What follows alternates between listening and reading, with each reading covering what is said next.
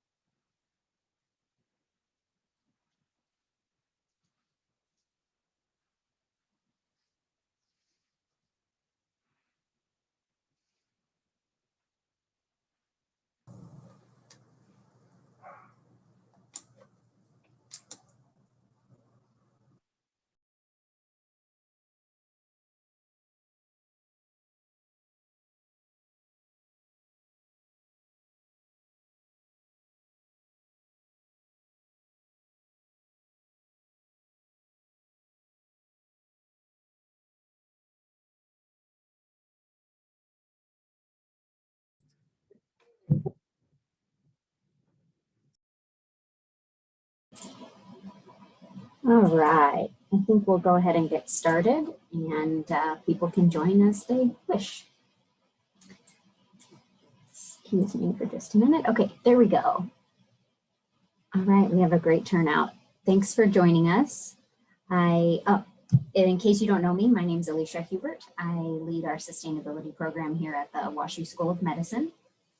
I know it's been kind of a long time since we've had any sort of sustainability programming or outreach on the med school campus, but we've certainly been continuing our work behind the scenes. We're so glad that you're all joining us today to talk about plastic and our upcoming month-long challenge to reduce your plastic use. I want to start by, of course, introducing our new sustainability coordinator, Heather. Heather joined our team about a month ago, and we're so excited that she's with us.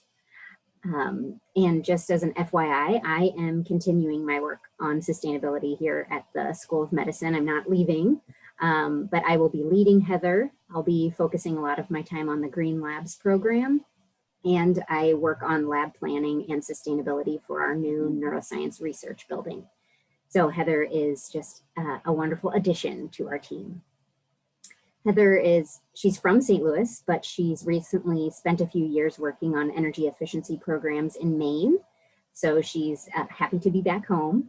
She brings a new perspective and fresh excitement for our work. Please welcome Heather, and we're both really looking forward to resuming these sorts of education and outreach events on our campus, hopefully in person, but also virtually. And just as an FYI, we are in a shared office environment, so we apologize for any background noise, but hopefully it will be fine. But feel free to put anything in the chat if there are any issues with audio or video, anything. I'll be here to help you out. Take it away, Heather. All right, thank you, Alicia. Can you guys hear me? Is that a yes? Okay, cool. Like Alicia said, hi, my name's Heather. I'm the sustainability coordinator at the med school. I just started about a month ago, and I'm still orienting myself to everyone and everything. So please feel free to send me a message in the chat or just stop by and say hi. We're in the FISC office. I am going to be looking in like 1,000 different directions because I have the Zoom and the presentation and notes. So bear with me if I'm not looking like I'm paying attention. I promise I am. So I'm sure that a lot of you are asking, what is Plastic Free July? What are they talking about? Why are we doing this? And Plastic Free July is a global movement that began in Australia. It was designed to encourage people to reduce and refuse their single-use plastic waste. And WashU is specifically participating in Plastic Free Ecochallenge, which is a month-long competitive challenge that's hosted by an organization called ecochallenge.org. And they they connect the dots between individual action and collective impact to create global change on a human scale. It's their mission to inspire people to take responsibility for Earth, and they do this through solutions-based programs. And we're going to talk about that a little bit more towards the end of this, but first we're going to talk about why this movement was created in the first place and why going plastic free is so important. So the image on the left represents what we generally see and hear about in our daily lives. We see plastic at the grocery store. We see plastic in our Amazon boxes. We know that we're not supposed to use straws because it hurts sea turtles and ocean life. And we hear a lot about recycling and the Great Pacific Garbage Patch. But there is so much more that goes into creating a piece of plastic that we don't see or hear about very often. And the image on the right represents the full cycle of a life cycle of a piece of plastic. And we realize that distribution, consumption, consumption, and disposal of plastics are all contained within the larger cycle, but they're actually a really small piece of the larger issue.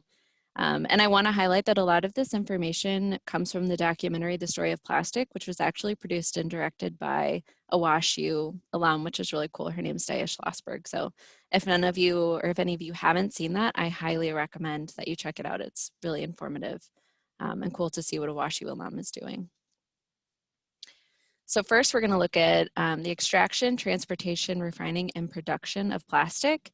And I am ashamed to say that I did not actually know that 99% of what goes into plastics is fossil fuels. And so you're thinking about the creation of, we're using these plastic fuels to create plastic, but we're also transporting it, refining it, and then producing those plastics, which creates exponentially larger amounts of pollution. And these plants and facilities are largely placed in marginalized communities. So, the rich people aren't the ones that are being affected by these health concerns and environmental concerns. It's all going to poorer and more rural communities. Petrochemical companies are producing more plastics than we can actually use locally. And this means that they're distributing them widely, as well as encouraging the use of single-use plastic so that more of their products are being used. So when we start to think about the distribution of plastic, we can't use all of the plastics created in North America. So distributors send these plastics to marginalized communities that aren't prepared to deal with so much plastic. There are countries where they don't have garbage collection systems like we do in the United States. And what are people supposed to do with their trash, with their plastic? And then we start to put blame on countries for not being able, we see them as wasteful. But the issue isn't that they're more wasteful than we are. It's that they don't have systems in place because they don't have the infrastructure in place to manage that waste. So 60% of plastic waste actually comes from Asian countries. But again, this isn't because people in Asian countries are more wasteful, it's because there's not the infrastructure and we're sending all of this plastic waste over there with no way for it to be dealt with.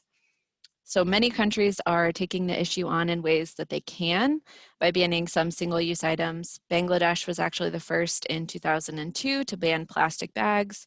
Rwanda, Kenya, China, Taiwan, Macedonia, and there are many others who have put bans in place to try to work on this issue. Kenya actually has the harshest plastic bag ban in the world. It was started in 2017, and it actually has heavy fees and jail time associated with people who are caught using plastic products. And then some states also have plastic bag bans in place. New York, California, and Hawaii have banned single-use bags, but we don't have a widespread federal ban on plastic bags. So then we start to think about the consumption, which is where we start to see this issue. And plastic use has become so ingrained in our daily culture, and it's marketed to us as being a product of convenience. But we do have other options. We just need to take advantage of them in our own lives and advocate for community-wide change.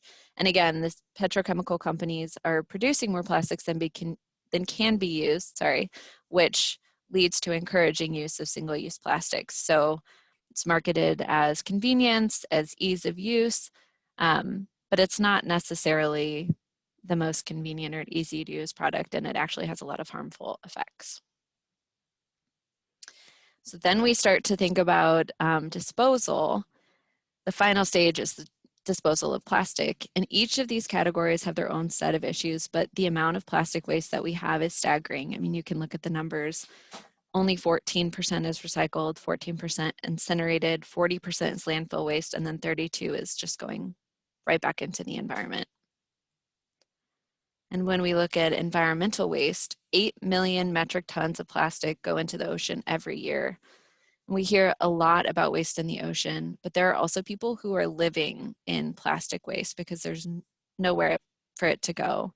It takes a really long time to break down. So it's just sitting where people are living.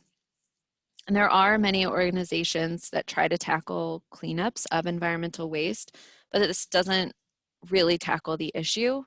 There is an alliance to end plastic waste that was started by plastic companies to start to deal with this issue, and they dedicated $1.5 billion for cleanup, which sounds like a lot of money, and it sounds like great progress. But the problem is that this will nowhere near touch the amount of plastic that has already been generated, as well as what will continue to be generated in the future. And even if this waste is cleaned up, if it's recycled, incinerated, or sent to the landfill, each of those waste disposal techniques each have their own set of issues as well. So 40% of plastic waste ends up in a landfill. There are a whole suite of issues that go along with landfill waste. Obviously, space is a concern. It also takes plastics a very long time to break down and degrade, but they do still leach toxic substances into the soil and groundwater, which can be manageable if you have the infrastructure in place or where landfills are properly managed. But in poorer communities, this is harder to manage, and these environmental concerns and health concerns affect community members daily. As for incineration facilities want plastic because it burns really well because they're made of fossil fuels. And having trash as an energy source sounds really great. It sounds like we're taking a problem and we're turning it into a solution. But the problem is that there are a lot of toxins that are associated with incinerating plastic. We don't want the toxins in our air. We don't want toxic smoke or fly ash. And again, these incineration plants are put in poorer, more rural communities. People that live in these areas have a range of health issues that are associated with the incineration plants. There's an increase in respiratory issues, skin rashes, hormone disruptions, cancers. It is not a viable solution for the communities and where these plants are located. And then we look at recycling. And this is what we hear so much about. For a while, recycling was seen as the holy grail of plastic waste management. But as you can see, only 2% of what is recycled is effectively recycled.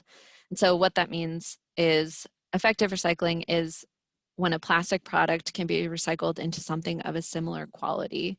But the other 12% of the plastic that is recycled is downgraded, meaning that it's made into something of a lesser quality, like plastic bags.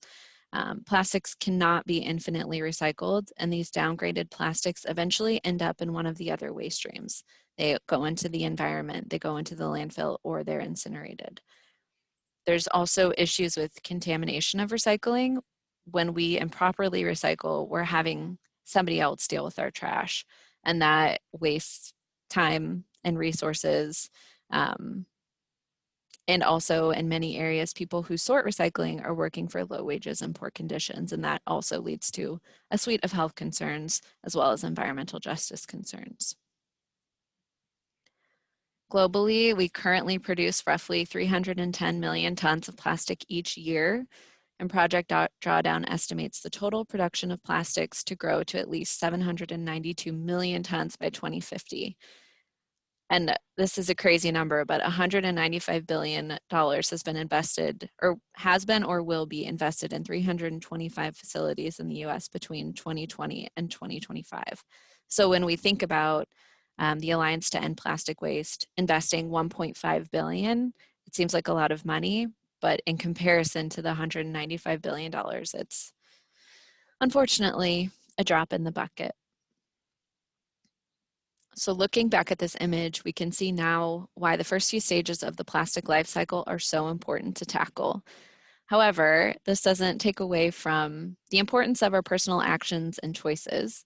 And by reducing our use of plastics, we not only help with the consumption and disposal of plastics, but we lessen the demand for every other part of the life cycle of plastic as well. So it's not all doom and gloom, I promise.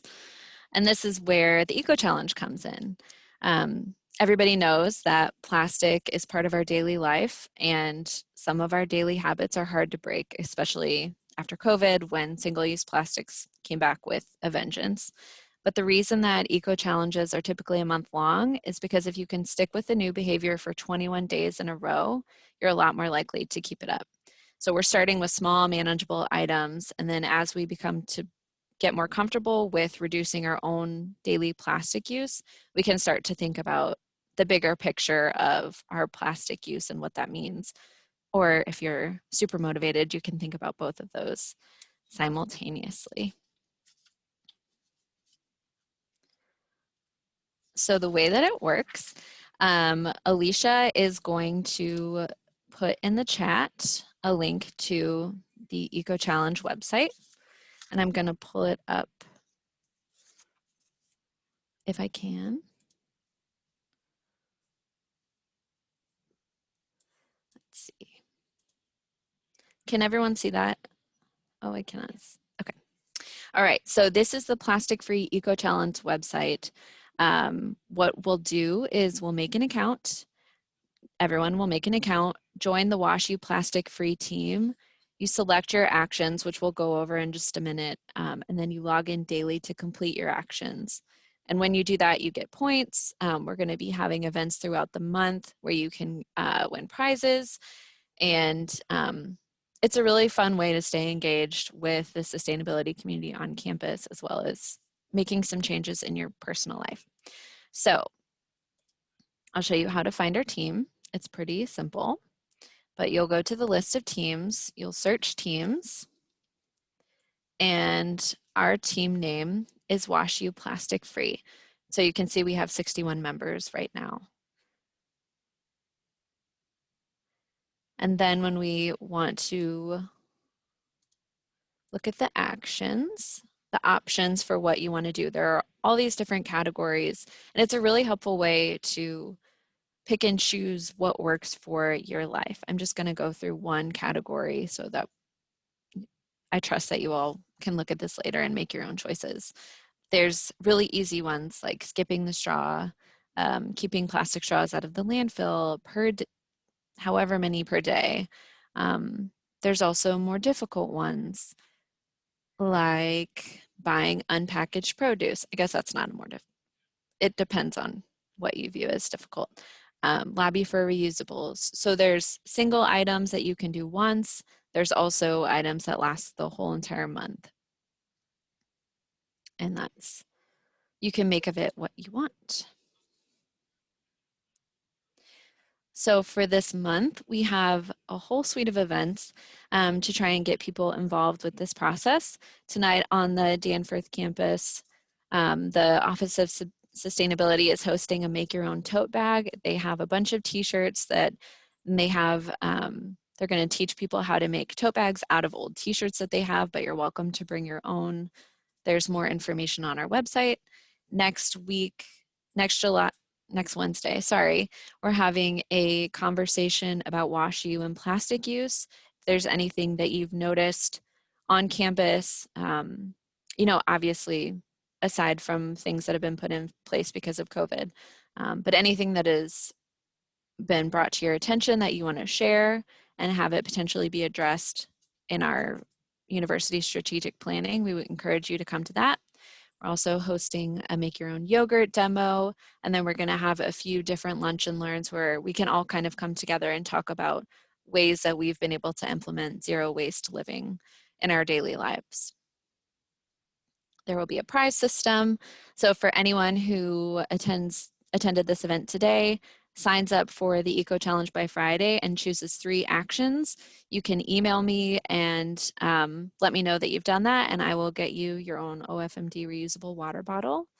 There will be raffle prizes each event throughout the month, a utensil set for anyone who checks in at least 20 times in the month, and that's just like it takes 5 minutes to log on to the website and check that you did an action. And then we also have some bigger prizes, a medium gift basket halfway through the month for the top 50% of point earners, which has a bunch of zero waste stuff, and then a larger gift basket at the end of the month for the top 5 point earners, which has some more bigger zero waste items. So there are lots of incentives to join the program. And I briefly wanted to touch on ways that you can curb your plastic use on campus, just to give you some ideas. If there's stuff that's not covered in the Eco Challenge, the best way to do this is to bring your own everything. Bring your own food and beverage, including condiments. Right now, because of COVID, the dining locations, at least on the med school campus, they're using individual condiments because it's more sanitary. So if you bring your own ketchup bottle and you use it throughout the week, that will actually save quite a bit of plastic if you're a heavy ketchup user. Reusable utensils, Tupperware, water bottle. The refillable water stations are now open, and we highly encourage people to utilize those. You are welcome to bring your own cup to Farmstead.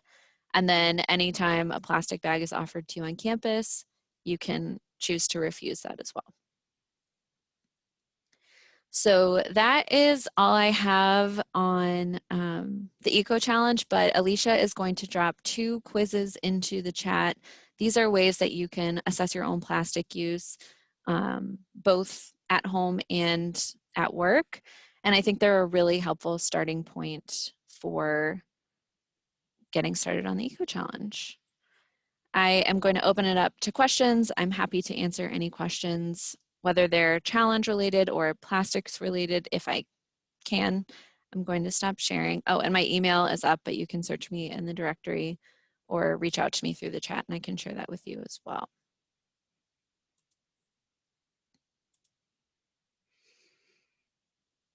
Okay, so thank you, Alicia, for putting the team name, and the lunch and learn will be available virtually. I saw that Alicia answered that as well. Does anyone have any questions? Does anyone want to sign up right now and needs help going through the process? Heather, I have a question. Yes. So the team is university-wide. Is Yes. there any way, how will you know who the participants from the med campus are? That is a great question. So we are, any of the prizes are available university-wide. You don't have to be on the med school campus to get an OFMD water bottle. So for the purposes of this challenge, we're not differentiating between the med school campus and the Danforth campus. Great, thanks. Mm-hmm. Does anybody else have any questions or just want to share their thoughts about? Yes, you can pick as many categories as you would like. There are 6 that you can choose from. I believe it's personal care, food, family. I don't have children, so I didn't pick any in the family category. There's a pets category as well. And then the Office of Sustainability team is also creating their own challenges that are associated with the events that we're hosting. So I think that those have been updated, but you can keep an eye out for those as well to get some easy points. Hi, this is Mary Hammett. Can you hear me? Yes, I can. Okay. Hi, Mary. I'm curious if you would have any recommendations for, like, when I go to the grocery store, it drives me crazy when you buy meat and it's in those little plastic things that you can't recycle. Mm-hmm. You know what I mean? Like chicken or whatever. And it's like, I try to recycle as much as I can. And it's like, I don't know how else to get meat like that isn't that way. Yeah, so I think that is an issue. And these are things that we will talk about in detail at the Zero Waste Lunch and Learn, what people have been able to do in their own experience. But to try to briefly answer this question, I think that's where companies need to take responsibility for the end of life of the packaging of their products. And sometimes there aren't options for us as a normal consumer. And if it's something that you're really passionate about, which it sounds like you Yeah, are, I am. contacting the company and saying, I like your product, but I am not interested in purchasing it because I can't have, I Oh don't yeah, have that's a good sustainable idea. packaging. Great, thank you. Of course. I think meat is another opportunity also to shop local. So typically when you buy meat from like a local farm, it's just in a vacuum sealed plastic bag. So Oh, still great. plastic, still waste that can't be recycled, but it's at least not also a styrofoam tray and also that weird True. absorbent little thing that's in the bottom of the tray sometimes. So it's about minimizing where you can. And local farmers are usually your best bet for that. And it's typically higher quality meat as well. Great. Yes. And on that note, I know this won't apply to Plastic Free July, but there is hope that the farmers market may be returning to campus. So that is something to think about in the future as well, that while you're at work, you may be able to pick up local meat and produce, hopefully Yay. within the next few months. Cool. And we'll let everyone know if that becomes a certainty. Hey, Heather, this is Rima. Thank you, Alicia and Heather, both for bringing this to the forefront of everyone's minds for this month. Regarding the Make a Tote Bag, any chance instructions could be sent out if we're not available to attend that? Yes. Or video after it's complete? Or... Yes, that's a great idea. Amna, I believe she's still on the call. She has a video tutorial, and I will ask her to link that in the chat. And if not, oh, she's pulling up the YouTube video. Perfect. Thank you, Amna. Great. Thank you.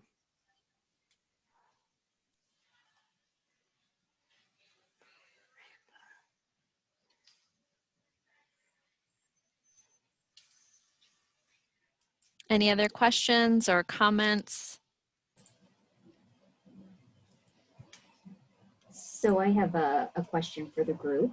If I believe there's an option to raise your hand. Oh, and on the settings on the bottom of Zoom, there's a reaction.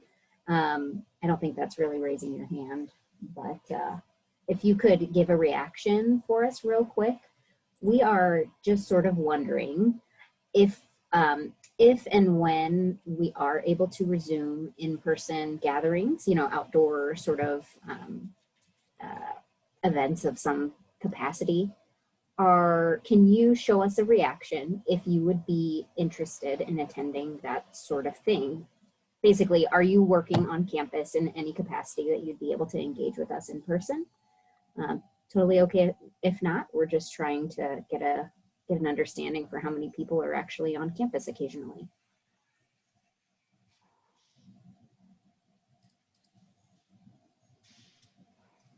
Looks like a few.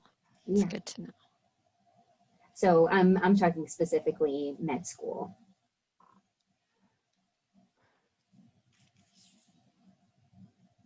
All right, so we got a handful. That's great.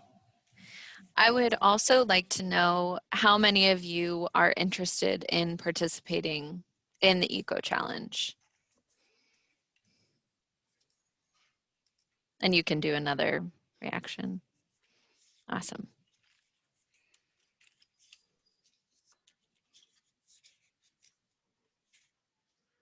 Oh, that's so exciting. I like to see all those thumbs ups.